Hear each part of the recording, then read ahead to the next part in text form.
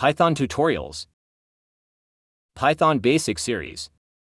Today, we will be exploring these features in Python.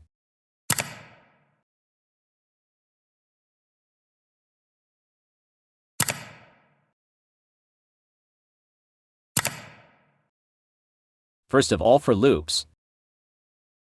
These are usually used to count up a finite number of times. They are only useful when you know the amount of times you're looping. They can also be used to loop over data structures, and either get information from them or change the information in them. Next, while loops. These are usually used to perform something multiple times, until a certain condition is met. They are useful even when you don't know the amount of times you are looping. They can also be used interchangeably with for loops for certain scenarios but not all. Then, file handling. These are two types of file handling: file reading and file writing. File reading is when you get the contents off a certain file, either to output it or for further processing. File writing is used when you want to save some data to an external file to use at a later date or time. Okay, so I've explained a bit about iteration loops and file handling. Now we will move on into the coding examples. Be sure to follow along if you're watching from home and want to learn Python. In A for loop, we don't need any predefined variables.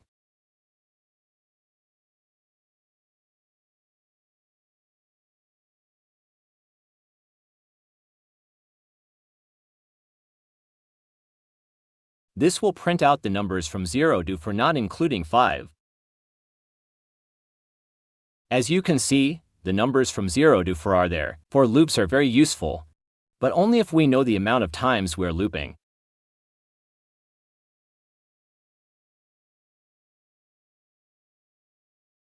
Here we are looping from 1 to 5 not including 6.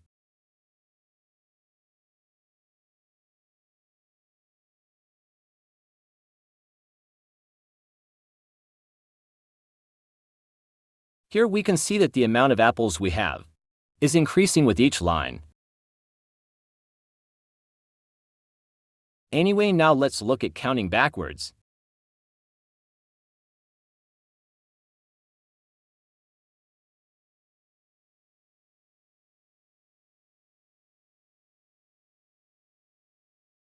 -1 will allow us to go backwards by 1 each time.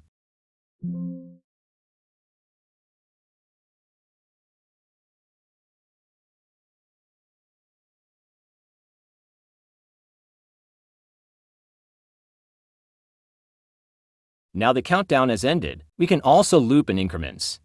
For example, every even number up to a point.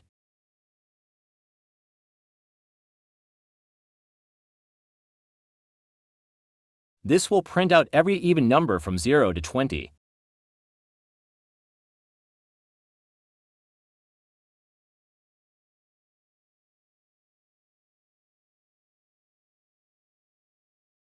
As you can see, all even numbers from 0 to 20 are printed here. The final thing we can do with for loops is loop over data structures such as list. First we will create the list.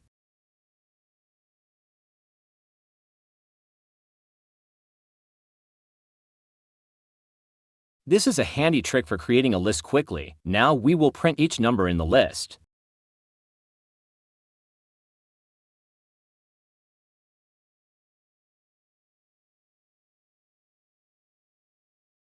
And there you have it. All the items from that list have been printed out. Now moving on to while loops. For these we do need predefined variables.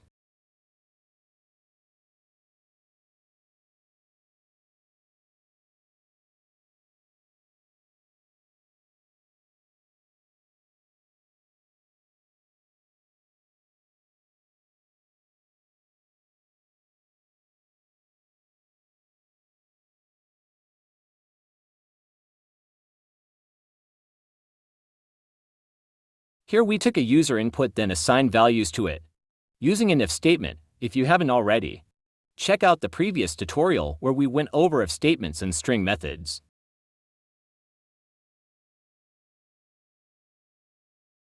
As you can see, the loop continued every time I entered yes. Now we move on to file handling. This also uses loops. First we will read a file using a for loop. We need to open the file and we use the open command for this.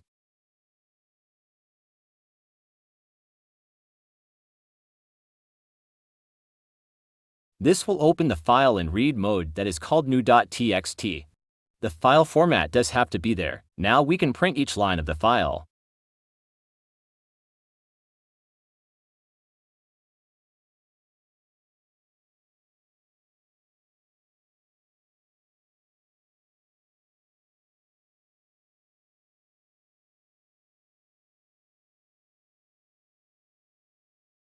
The reason there are gaps is because of the new line character. Another way to open a file is to store its name in a variable.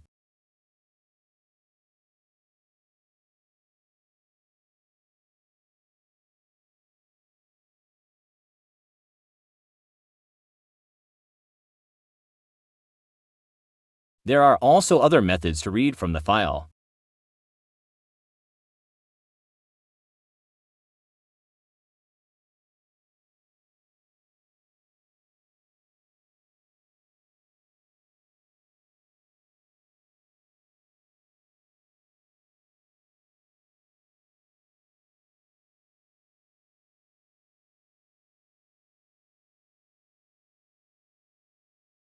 However, this method only prints out the even-numbered lines for some reason.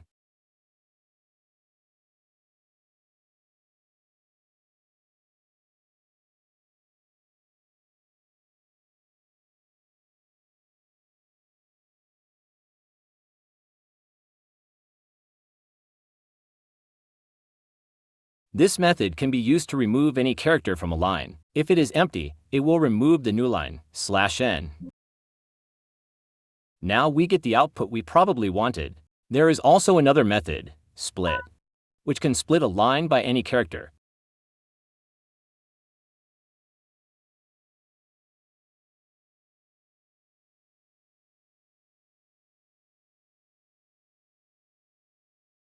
In this example, we have a comma-separated list on each line. This method will return an array.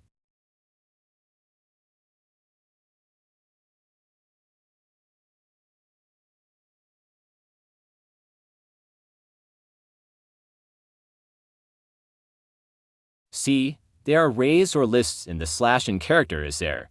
Now we can use a for loop to iterate through each item in the line list, array.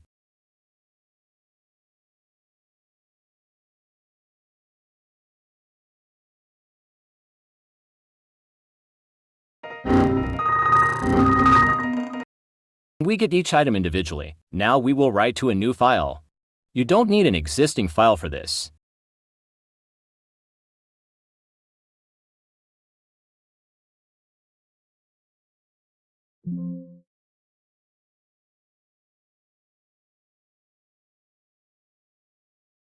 We have to append the txt extension to the file name.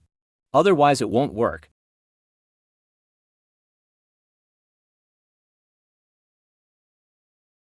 Now we can use a while loop to let the user keep adding to the file.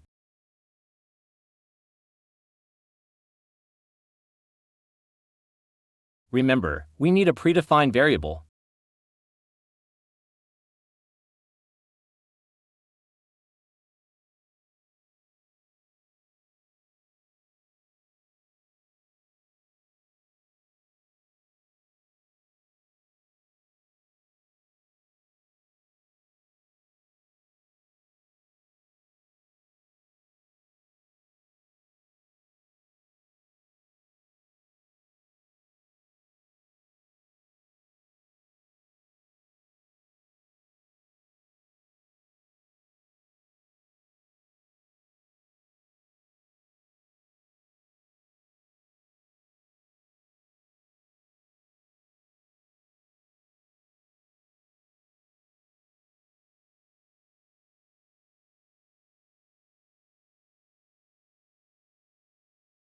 Now we can write the line to the file.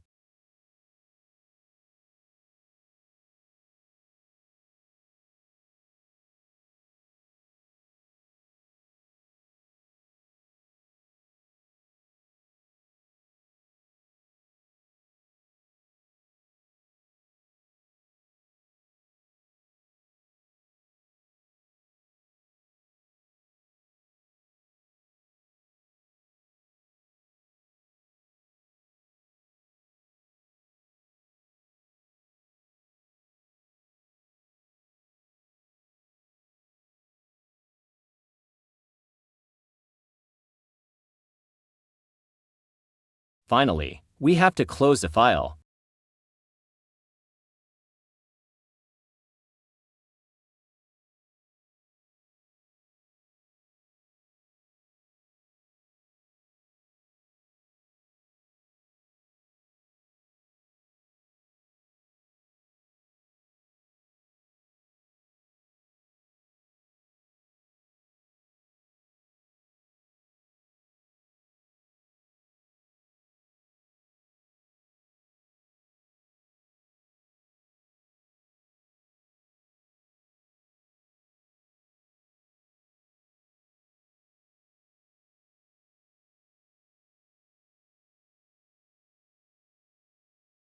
Thanks for